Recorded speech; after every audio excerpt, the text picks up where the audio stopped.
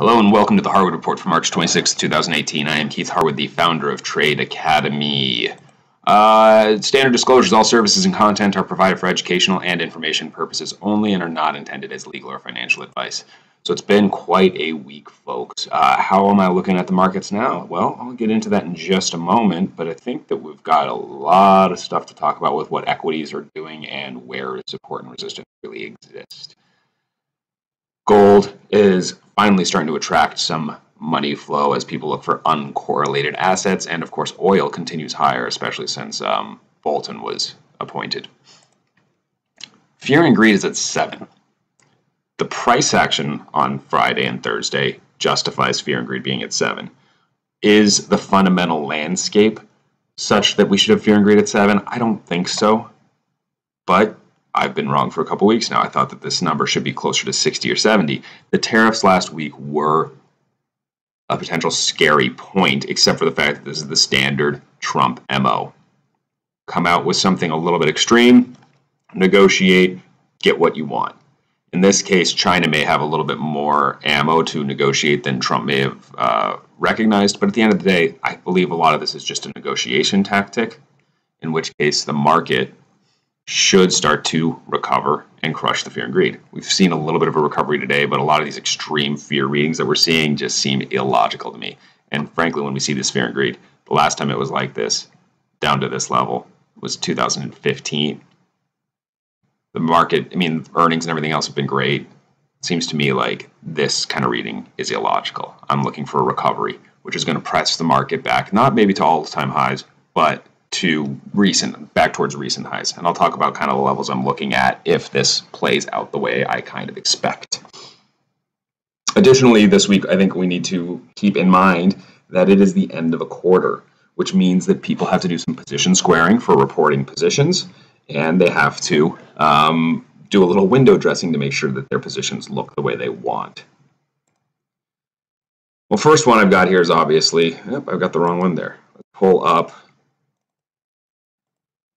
the S&Ps here first. So S&Ps have had a very nice comeback after Friday's disaster pullback. So Friday looked like we were going to get a bullish day, and then it just pulled right back down to the 200-day moving average and is bouncing today. It's amazing. This 200-day moving average provided support. It's not that surprising, frankly. The question now, though, is will we retest this and break through, or push back up to the 100-day moving average and then see where we go from there? My expectation is a press to the 100-day moving average, perhaps by the end of this week. That gives us $7 of upside in the S&Ps. A tradable move. If that's the case, then VIX should see downside back towards about 17 this week. Is it going to get back down to 10 this week? Absolutely not. I can possibly bet on something like that, but I wouldn't be surprised to see 17 this week and back towards 13.5 by the end of April. I think this kind of move could happen within a month. This kind of move could be in a week.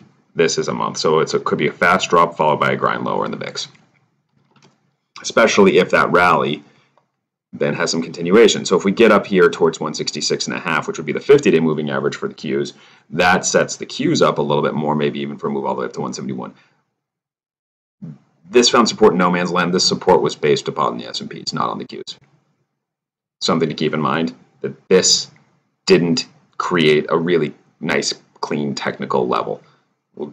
What we'll see now is people will just draw the line from the low here to the low here. That's the end of it.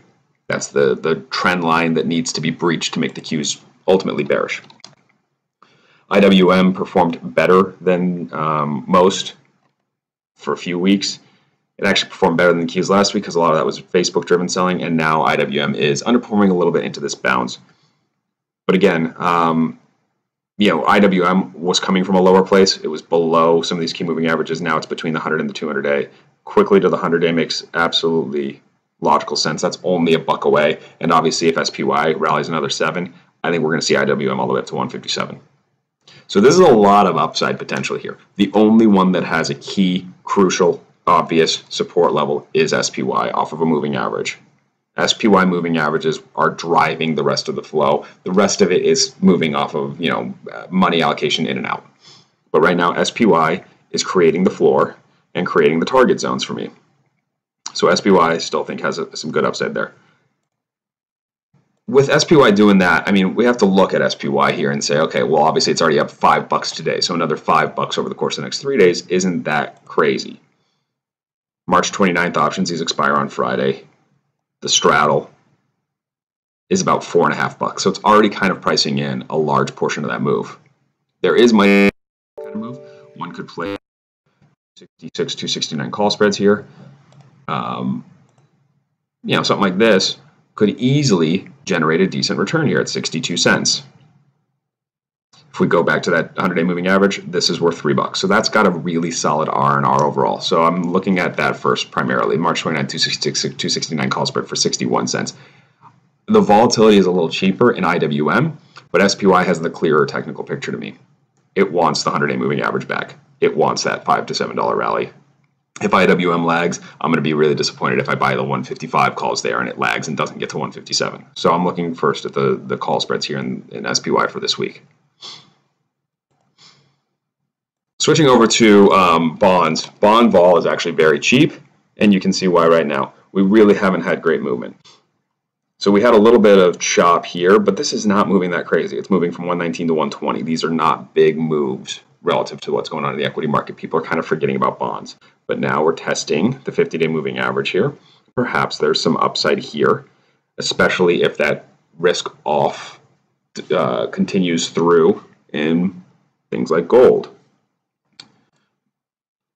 So let's go straight to gold. TLT, I'll talk more about a trade idea there in the newsletter that I'll be posting for premium members. For gold, you guys know I look at dollar yen first. Dollar yen had a big break over these 2 days with the risk off move. Gold had a pretty nice little day at the end of the day, at the end there, and it actually is running up a little bit today in spite of the bounce in dollar yen. That's an odd situation for me. If we are in risk on mode, why is gold rallying today?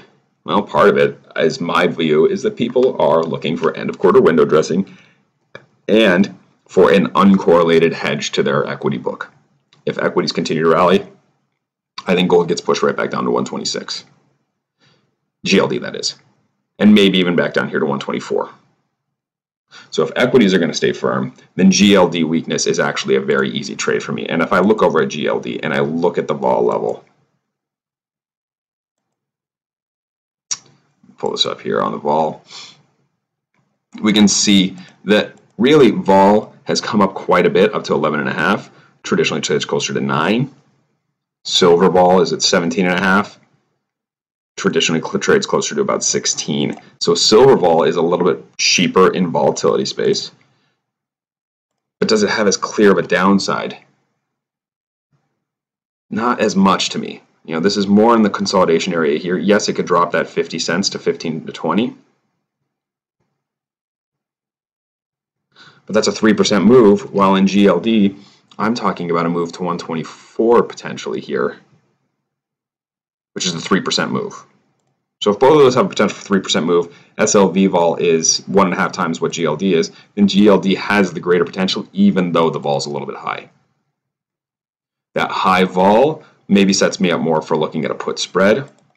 Targeting that move to 124, I can go out to April, very simply put here, and look at the 127, 124 put spread.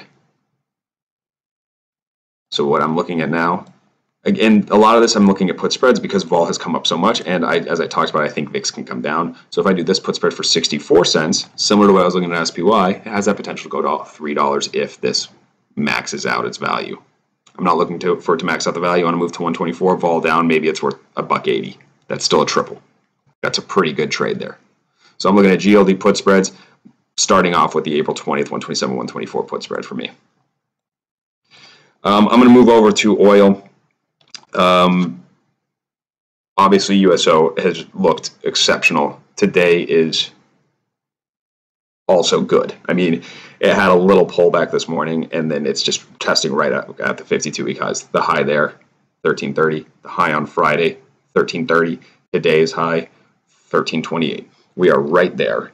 And yet, you know, OIH still looks dirt cheap.